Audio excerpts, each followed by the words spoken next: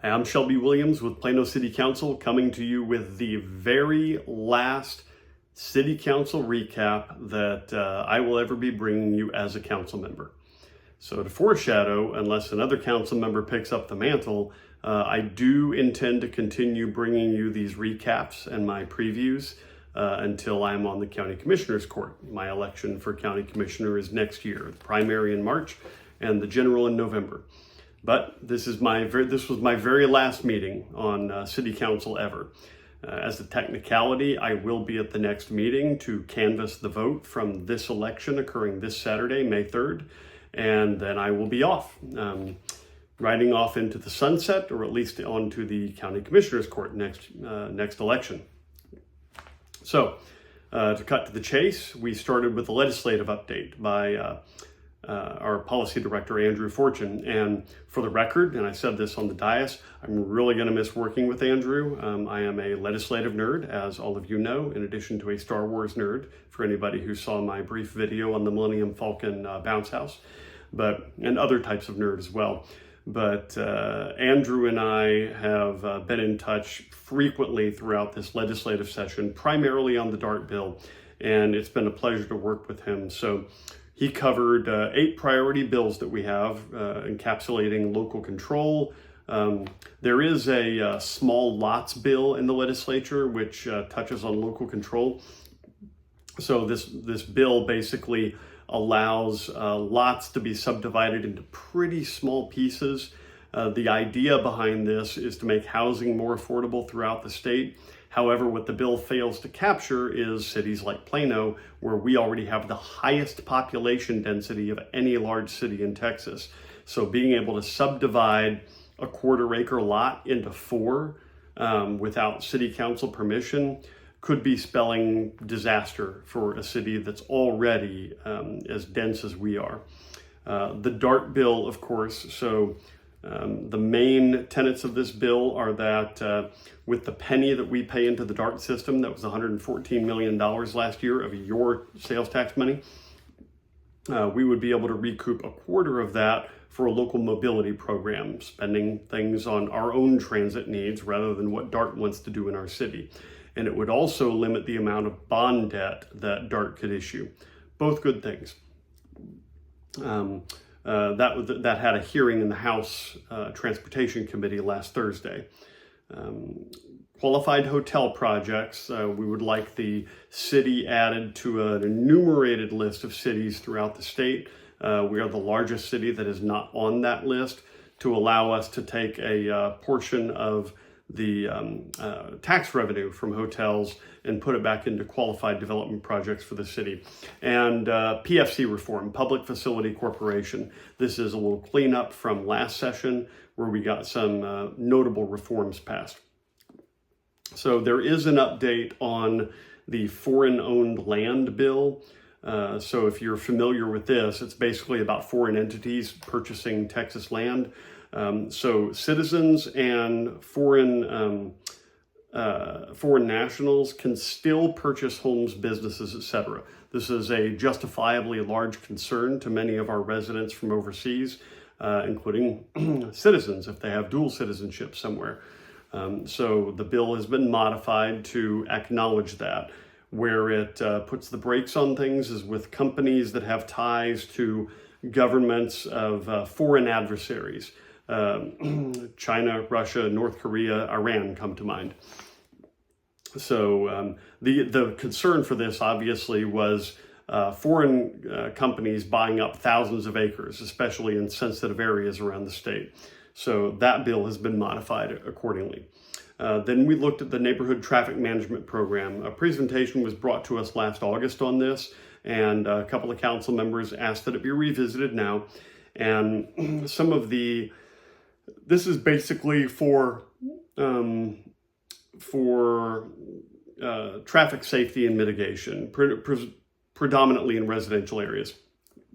So 4 of the ideas brought forward that could mitigate this. We haven't done a study yet. This was about doing the study. The proposal last year and last August was $180,000 for a 2-year study.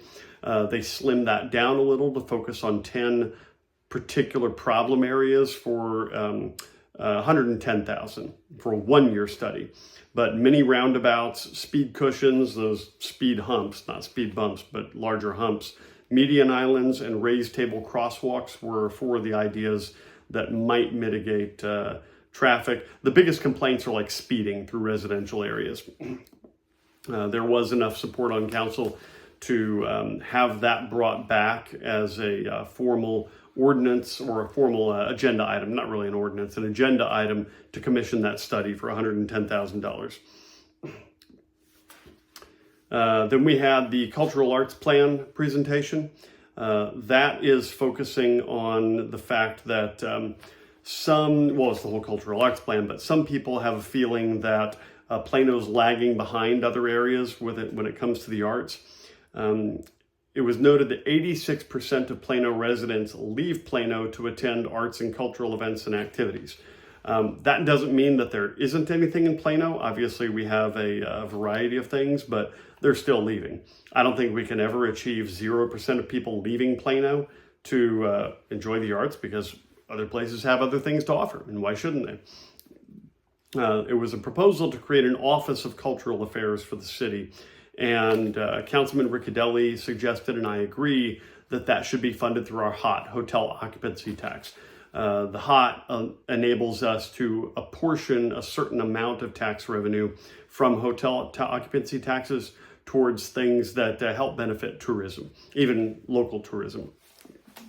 One of the things I'll note, as I've noted before, including on the dais, is that Dr. Jordan Peterson, in one of his the lectures I was listening to, noted that the investment in the arts in Europe hundreds of years ago has resulted in incalculable value today.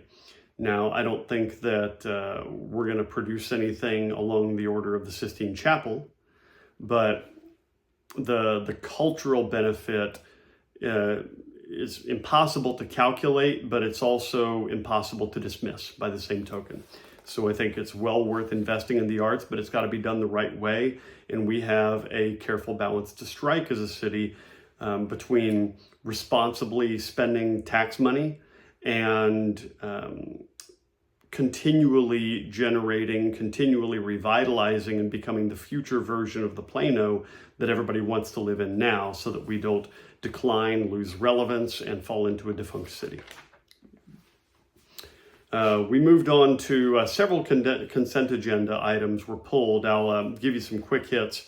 There was an engineering services for Breckinridge Trail extension. This item was $808,000 for design consulting services for about a little more than a mile stretch of trail. We received a federal grant for this. It's going to be, if it's all within 400 some odd, or $4 some odd million, not 400, then this will all be paid for by a federal grant. Of course, federal tax money is still fat tax money, and it still comes out of your pocket, the taxpayer. So it's not anything extra through the city of Plano. If we don't spend this, it will go back to the federal government, where it will be spent elsewhere, undoubtedly, because that's what the federal government does until DOJ gets a hold of it. But we're told that it's roughly 40% more. The cost of this project is roughly 40% more than it otherwise would be if it were just a city-funded project, because of all the additional hoops the federal government makes you jump through. A fantastic case for the federal government to stop taking our tax money and then handing it back out to us while we come with our hands held out like beggars. So that passed. We're going to move forward with that. There was an item that I actually asked to be pulled for its new software for utility billing. So this is where you pay your water bill. So the contract is for $1 million a year, and that's not outrageous. It sounds outrageous, but for this scale of enterprise software for utility billing, that's fairly reasonable, and I'm familiar with software. Where I had the challenge was that it was for the first year with 19 automatic one-year renewals. So that means that council would have to intervene at some point to stop those renewals, rather than necessitating proactively looking at the contract to determine whether we needed to continue it. Now, it is enterprise software. It might last 20 years, but a lot can change software-wise in 20 years. So we struck a compromise at Councilman Riccadelli's suggestion to ensure council revisits this in 10 years to make sure it's still meeting our needs. That passed. And the last one that I'll call out here from the consent agenda was the abandonment of land along 13th Street east of Avenue P. Bill Lyle spoke on this, and he brought up a concern that we'd be abandoning this, but we'd get $96,000 from the person to whom the property would be going. That's considered the fair market value right now. But he was concerned that due to the downtown thoroughfare plan for the future placement of 13th Street east of Avenue P, that we could be giving it up for $96,000 now, and then we'd have to go try to buy it back later at a higher cost. Because that was brought up in the meeting, and we didn't have a chance to consult the downtown thoroughfare plan, I abstained from that. I felt I didn't have enough information when the vote was taken, but it passed. So there was the last vote I took on council, other than canvassing the vote from this election, was an appeal of a denial, a Planning and Zoning Commission denial of a single-family attached development. They were wanting to rezone from corridor commercial to single-family attached for 49 townhomes at Split Trail. That's off of Spring Creek and K Avenue. And it's an odd little carve-out of land. It's just to the east of the trailer parks along 75. And there were some changes between coming out of P&Z that the applicant wanted to make the development, address some of P&Z's concerns, make the development more palatable. And ultimately we voted to remand it back to P&Z to consider those changes. Now I'll say, as I've been saying for a while, I think we need far more of these smaller footprint ownership options in the city. Townhomes, cottage homes, condos, patio homes, starter homes, the such like. The reason is because almost all of our housing stock is either large single-family homes or apartments. And there are far more needs and life stages than can be met by just those two. And that's part of the reason why Plano is aging in place. Because people who had a 2,500 square foot, 3,000 square foot home back in the 90s or early 2000s to raise a family in, they're empty nesters now. They don't need that big home anymore. They would like to downsize, but they can't find anywhere to downsize to if they want to own, because again, 90% of everything we have shooting from the hip is either large single-family homes or apartments. So I think we need more of this type of thing. As older neighborhoods come due for redevelopment, I think we need to increase the density on those areas to build these smaller footprint ownership options. And then as apartment complexes come due for redevelopment, we should decrease the density by building these smaller footprint ownership options. Hopefully it'll all come out in the wash. Ideally, we can back off a little bit from having the highest population density in Texas. And we can have it go back to maybe having the second, maybe even third. That's aspirational. And I ain't gonna have a vote on it, but I'll keep championing it. So the last thing we reviewed was the Streambank stabilization assessment results. So we had a study done, we commissioned this a couple of years back, where they've walked 127 miles of our stream banks. Bet you didn't know that we had that many streams. But here's where it's an issue.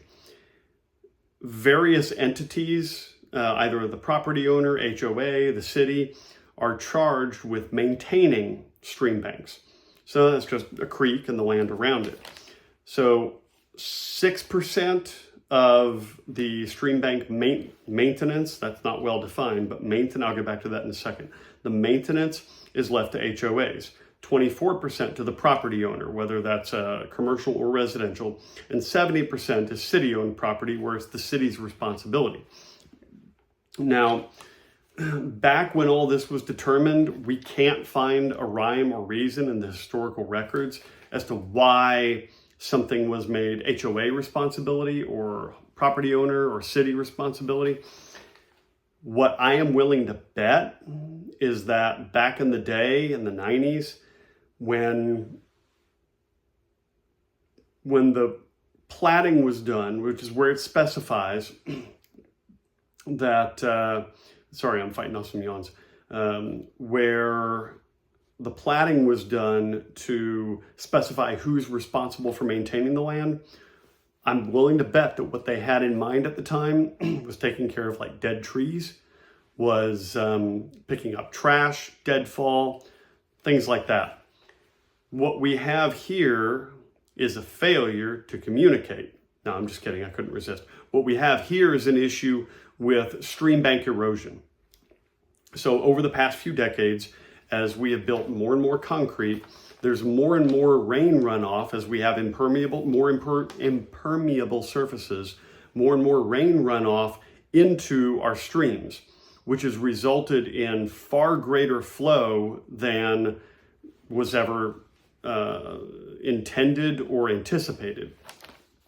And that's caused significant erosion in some areas. Some of it threatens property. So Streambank, which was, maybe 100 feet from a property line back in the day, is now maybe 10 feet because the stream bank has eroded. And I'm using that as just an example, but because the stream bank has eroded a significant degree during that time. Now, when that happens, it's being put on the property owners and the HOAs that are charged with maintenance of these stream banks with building a $100,000, $300,000 retaining wall to stop the erosion, stop it from encroaching further.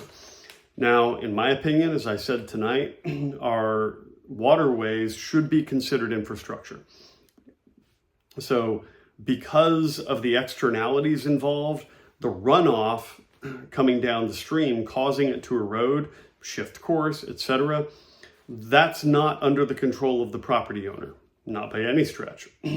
And the parallel I made when just having a sidebar conversation after the meeting was, some people are saying, well, if you choose to live near a creek, that enhances your property value. That's your choice. Yes, but you still don't have any control over the flow of that stream, or how much water comes through it, or how much erosion happens. And as somebody else pointed out in another sidebar conversation, those have higher property values and they're paying greater taxes toward city infrastructure anyway through their property taxes. But the analogy I brought up was, let's say you choose to live in a really nice neighborhood and then a freak earthquake rips up your street. Should you be responsible for repairing the street just because you chose to live in that nice neighborhood? No, of course not. The street is still infrastructure. It's still city responsibility. That's part of the benefit of having a city to begin with. So we didn't take a vote tonight, but we did get to understand the price tag. So walking these 127 miles of streams, it was determined that they categorized everything by criticality across the various sites where there was erosion and something needed to be done. It was either critical all the way to low priority. But to stabilize just the critical areas would be about $10 million. To stabilize the high to medium areas would be about $150 million. So to stabilize everything, city property, private property, HOA property, etc., over the course of 20 years would be about $15 million per year. Now that's a significant investment, which is why they brought it to us. So they're going to bring the new council an actual proposal, which they'll codify as policy in an ordinance, and it will entail additional cost to the taxpayer, because remember, taxpayers pay everything unless it's fee-based, specific fees, like you pay a Parks and Rec fee, but for parks or for your recreation center membership, but the city still subsidizes that. So everything is paid for with taxes, and it's important to understand. Speaking of which, we have a bond election going on right now in the city. It has a $647.9 million price tag. That's steep. That being said, I voted to include all of that on the ballot from the dais, and I voted for all the bonds. It's an enormous price tag, but the work is needed. The biggest item is our roads. And as Councilman Horn pointed out, we get two calls primarily. One is stop doing so much road work, and two is fix the roads. So you can please some of the people some of the time, right? So everybody understands our roads need work. We're exploring what creative avenues we can take. Avenues, get it? See what I did there? Roads. To mitigate the disruption that everybody feels, ourselves included. And the second biggest price tag, the biggest individual price tag, is the new police station, $150 million. It is time. The police station's 50 years old. It's been patchworked together. And then there's the police training center. This one was more of a struggle for me, but I just tipped on the side of favoring it. That's $51 million. We could issue a bond request every couple of years, but realistically, we do need the training center. The question is whether we do it now or in 4 years. We erred on the side of now. At least I erred on the side of now. You're going to have to make your own vote. We have other public safety expenses, which primarily is a new fire station 14, to take off some of the pressure from fire stations 1 and 2, which are by far our busiest stations in the city. And we've got parks bonds, Schimmelfinnig Library bond, renovation bond, and I support all of these. With Schimmelfinnig, this was also Councilman Riccadelli's idea, who I'm really going to miss working with, since we have 5 libraries and we have a bond election every 4 years, that in a renovation should last about 20 years, that we just put a new library up every bond cycle to renovate. So I voted in favor of Schimmelfinnig. That's the oldest one since it's been renovated, and so that's the one that gets the bond love now. So please go vote. Elections are left to those who show up. And I had to resign early, as you know, and I have asked my friend Gary Carey for 3 years now to consider running for council. And he did so. He is actually running for my vacated place 5, which I'm very glad to see. So please go vote. Please give Gary your vote. And I look forward to seeing y'all at the next meeting, where I will be formally stepping down from Plano City Council, and we will be canvassing the vote for these elections. So without any further ado, go vote. Thank you for watching. Thank you for watching for the past 6 years. And good night and God bless.